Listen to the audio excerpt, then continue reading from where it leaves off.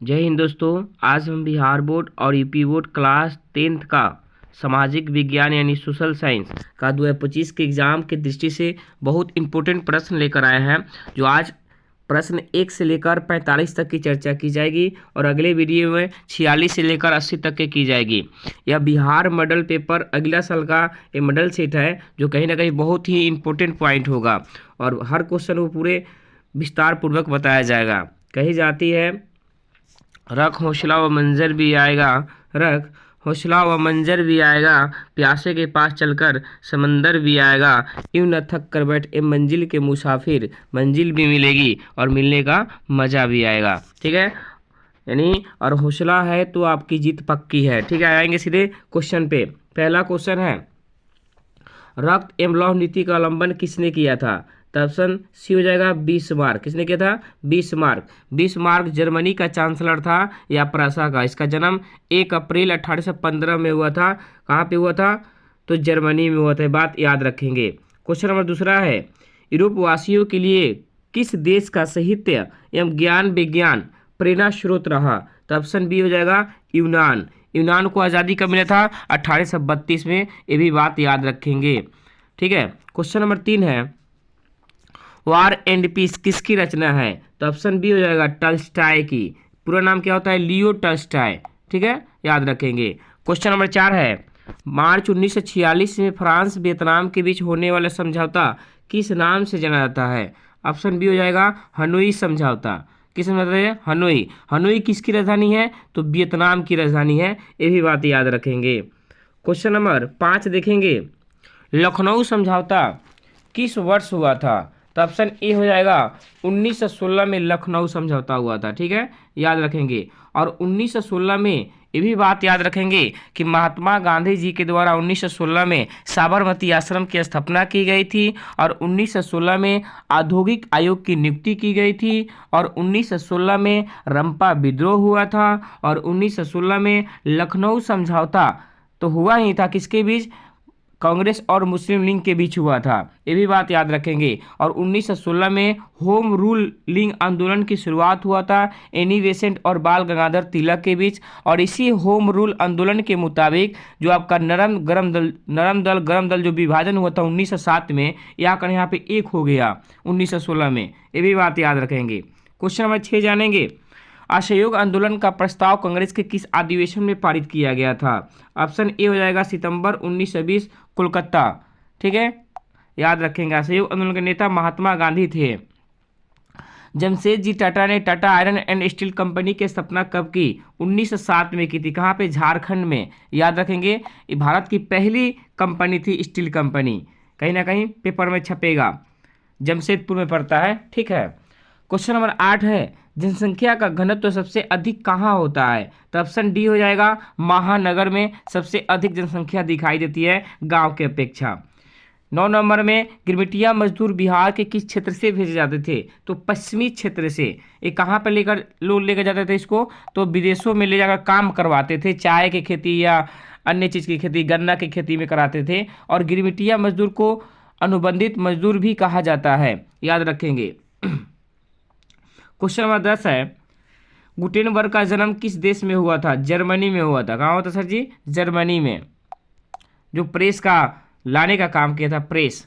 Question number 11 है, भारत का प्रथम तेल शोधक कारखाना कहाँ अवस्थित है? तो ऑप्शन सी हो जाए डिगबोई में। डिगबोई कहाँ पड़ता है?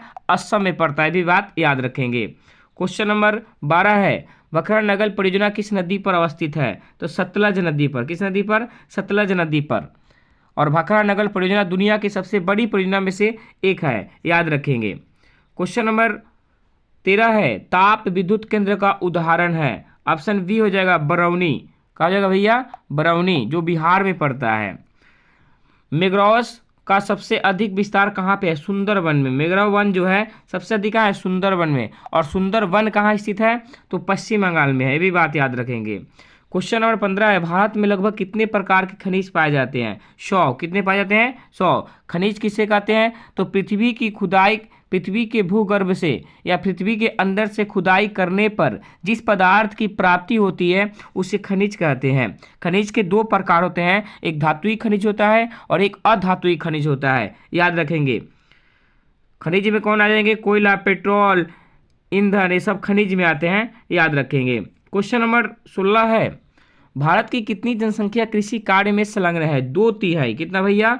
2/3। और भारत एक कृषि प्रधान देश है। जिस देश की 80% जनसंख्या कृषि पर निर्भर रहती है वह देश कृषि प्रधान देश कहलाता है या कृषि प्रधान राज्य कहलाता है। क्वेश्चन नंबर 17 है, भारत में किस किस्म की कॉफी उगाई जाती है? भारत में किस किस्म की कॉफी उगाई जाती है? इसका आंसर हो जाएगा ऑप्शन बी, अरेबिका। क्या हो जाएगा सर जी? अरेबिका। क्वेश्चन नंबर 18 है, स्वर्णिम चतुर्भुज महामार्ग से संबंधित है, तो ऑप्शन डी हो जाएगा चेन्नई। और स्वर्णिम चतुर्भुज में एक ट्रिक होता है, दिल को चूमो तुम, दिल से दिल्ली हो जाएगा, च से चेन्नई हो, चू से चेन्नई हो जाएगा, म से महाराष्ट्र हो जाएगा, चूमो दिल को से कोलकाता हो जाएगा। ठीक है, याद रखेंगे। क्वेश्चन नंबर 19 है, चूना पत्थर के उपयोग मुख्य रूप से किस उद्योग में होता है? तो सीमेंट उद्योग में होता है। किस में होता है सर? सीमेंट उद्योग में। सीमेंट आप देखे ही होंगे, घर और बनता है। ठीक है। क्वेश्चन नंबर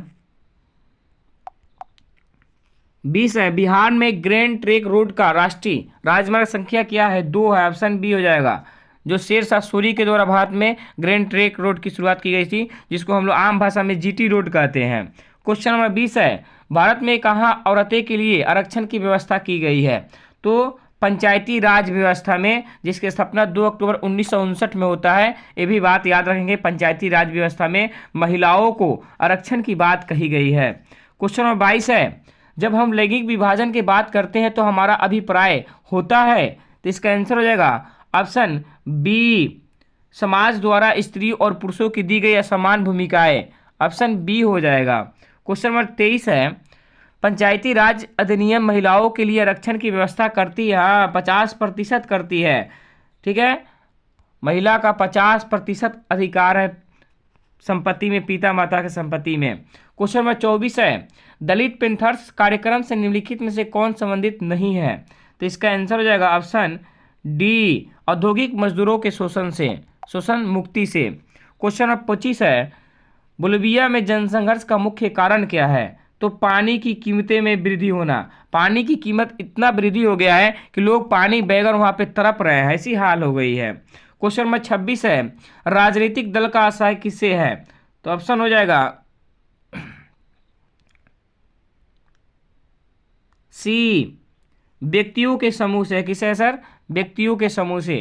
क्वेश्चन नंबर 27 है, लोकतंत्र सभी नागरिकों को डैश देता है या देता है? तो समान अवसर देता है। लोकतंत्र का मतलब होता है, लोक मतलब जनता और तंत्र मतलब शासन, यानी जनता के द्वारा जनता के लिए जनता पर चलाया गया शासन लोकतंत्र कहलाता है। और ये कथन अमेरिका के पूर्व राष्ट्रपति अब्राहम लिंकन के द्वारा दिया गया था। ये भी प्रश्न याद रखेंगे, कहीं ना कहीं पेपर में छपेगा।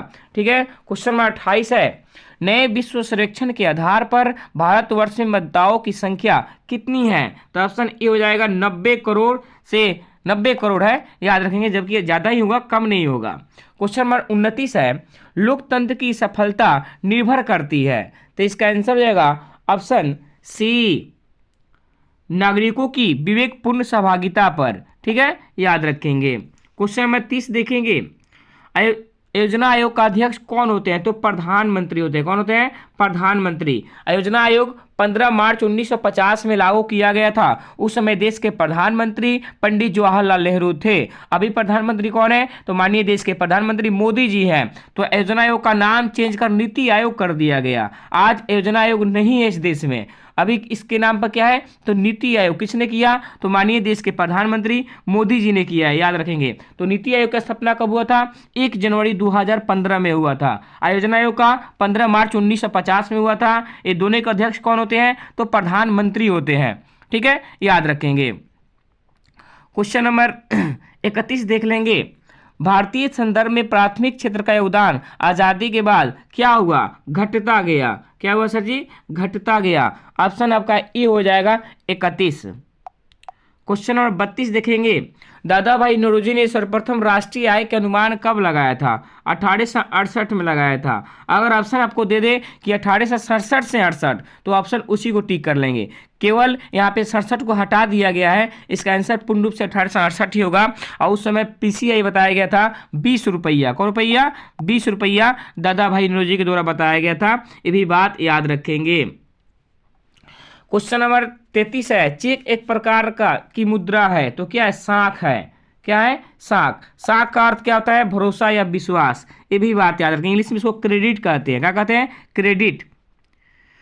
जो बैंक से मतलब ये विश्वास होता है, बैंक के ऊपर जिसका विश्वास होता है उसको बैंक साख देती है, ऋण मुहैया कराती है। क्वेश्चन नंबर 34 है, एटीएम के द्वारा पैसे निकाले जा सकते हैं 24 घंटा। आपको जब मन करे तब आप पैसा निकाल सकते हैं। एटीएम का फुल फॉर्म होता है ऑटोमेटिक टेलर मशीन। एटीएम का अर्थ होता है स्वचालित टेलर मशीन। एटीएम बैंक के द्वारा जारी किया गया एक प्लास्टिक का मुद्रा होता है जिसे आप ऋण आदान प्रदान कर सकते हैं 24 घंटा। रात का 12 क्यों ना बजे हो तब भी आप इसका यूज कर सकते हैं। ठीक है, याद रखेंगे। क्वेश्चन नंबर 35 है, भारत की वित्तीय राजधानी फाइनेंशियल कैपिटल किस शहर को कहा गया? मुंबई को। किसे कहा गया सर जी? मुंबई को। मुंबई किसकी राजधानी है? महाराष्ट्र की। और आरबीआई का मुख्यालय कहाँ है? मुंबई में है। मुंबई को सपनों का शहर भी कहा जाता है या 7 टापुओं का शहर कहा जाता है। ठीक है, ये भी बात याद रखेंगे। भारत में सूती वस्त्र उद्योग की राजधानी मुंबई को कहा जाता है। क्वेश्चन नंबर 36 देखेंगे, सहकारिता प्रांतीय सरकारों का हस्तांतरित विषय कब बनी? 1919 में बनी। कब बनी सर? 1919 में। सीधे छपेगा। ठीक है, कहीं ना कहीं। रोजगार एवं सेवा एक दूसरे से क्या है? परस्पर है। क्या है? परस्पर है। रोजगार सेवा जब आप देंगे तो रोजगार मिलेगा, रोजगार जब देंगे तो सेवा मिलेगा। सीधी सी बात है। हम कहीं पे काम करेंगे तो मुझे रोजगार मिल गया, और जो काम करेंगे किसी को सेवा दे रहे हैं ना, तो क्या हो गया? वो सेवा हो गया। यानी सीधे कहेंगे कि रोजगार और सेवा एक दूसरे के परस्पर है, कहीं से दो राय नहीं है।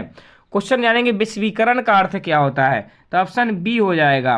विश्वीकरण होता क्या है सर?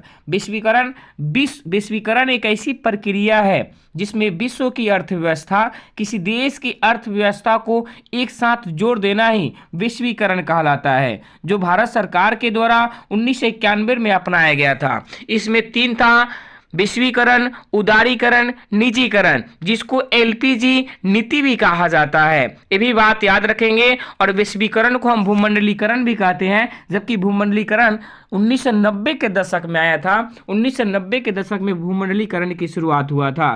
तो 38 का ऑप्शन क्या होगा? B for boy. 39 नंबर, निम्न में से कौन मानव जनित आपदा है? यानी मानव के द्वारा है, तो आपदा मानव इनमें से सभी हो जाएगा, क्योंकि आपदा के 2 प्रकार होते हैं, एक मानव होता है, एक प्राकृतिक होता है। जो मानव के द्वारा उत्पन्न होते हैं उसे मानवीय आपदा कहा जाता है, और जो प्राकृतिक अपने आप उत्पन्न होते हैं उसे क्या कहते हैं? प्राकृतिक आपदा। तो प्राकृतिक आपदा में बाढ़ आ गया, तूफान आ गया, सुखाड़ आ गया, भूस्खलन आ गया, हिमस्खलन हो गया, सुनामी हो गया, चक्रवात हो गया, ये सब क्या है? ये प्राकृतिक आपदा है। इसमें मानव की कोई हाथ नहीं है। क्वेश्चन 40 जानेंगे, स्थल पर पहुंचने वाले कंपन को किस नाम से जाना जाता है? भूकंप। भूकंप, ठीक है, स्थल। और समुद्र में कहेगा तो सुनामी हो जाएगा। ठीक है, भूकंप एक प्राकृतिक आपदा होता है। इसको किस यंत्र से मापा जाता है? भूकंप की तीव्रता रिएक्टर स्केल से मापी जाती है। भूकंप आने की संभावना सिस्मोग्राफ से। ये भी बात याद रखेंगे। ठीक है, 41 नंबर क्वेश्चन रिपीट कर दिया गया है यहाँ पे। रंपा विद्रोह कब हुआ था? 1916 में। याद रखेंगे, रंपा जनजाति का नाम था। कहाँ हुआ था सर? केरल में हुआ था। कहाँ हुआ था? केरल में। लखनऊ समझौता किस वर्ष हुआ? 1916 में हुआ। मुस्लिम लीग और कांग्रेस के बीच में हुआ था, जो महात्मा गांधी जाकर इसको खत्म किए। ठीक है, क्वेश्चन नंबर 43 है, पूर्ण स्वराज की मांग प्रस्ताव कांग्रेस के किस वार्षिक अधिवेशन में पारित हुआ था?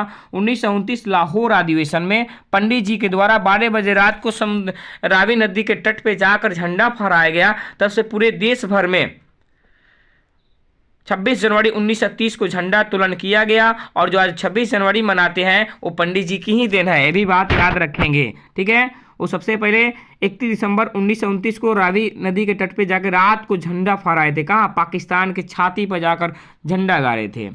44 नंबर क्वेश्चन है, गदर पार्टी की स्थापना किसने और कब की? ऑप्शन सी हो जाएगा लाला हरदयाल 1913 में किया था। कहाँ? सैन फ्रांसिस्को, अमेरिका में। ठीक है, इसमें संदीप जी भी थे, वो भी सम्मिलित थे, गदर पार्टी। अगला क्वेश्चन है 45, लास्ट प्रश्न देखेंगे, ये कहीं ना कहीं सीधे पेपर में टपेगा। असहयोग आंदोलन का प्रस्ताव कांग्रेस के किस अधिवेशन में पारित हुआ था? तो ऑप्शन ए हो जाएगा सितंबर 1920, कोलकाता। असहयोग आंदोलन भारतीय इतिहास का पहला जन आंदोलन था जिसका नेता महात्मा गांधी थे। ये आंदोलन 5 फरवरी 1922 को जब चौरा चौरी हत्याकांड हुआ तो इस घटना के दुख से महात्मा गांधी ने 12 फरवरी 1922 को असहयोग आंदोलन बंद कर दिया और असहयोग आंदोलन बंद हो गया। ठीक है, और हम फिर अगले पॉइंट में मिलेंगे। 46 से क्वेश्चन 80 तक जाएगा, ये क्वेश्चन सीधे पेपर में छपेगा। आप लोग इस वीडियो को अच्छा लगे तो लाइक कीजिए, सब्सक्राइब कीजिए और खूब शेयर कीजिए। कहीं ना कहीं सीधे बिहार बोर्ड और यूपी बोर्ड में तहलका मचाने वाला प्रश्न होगा, कतई जहर।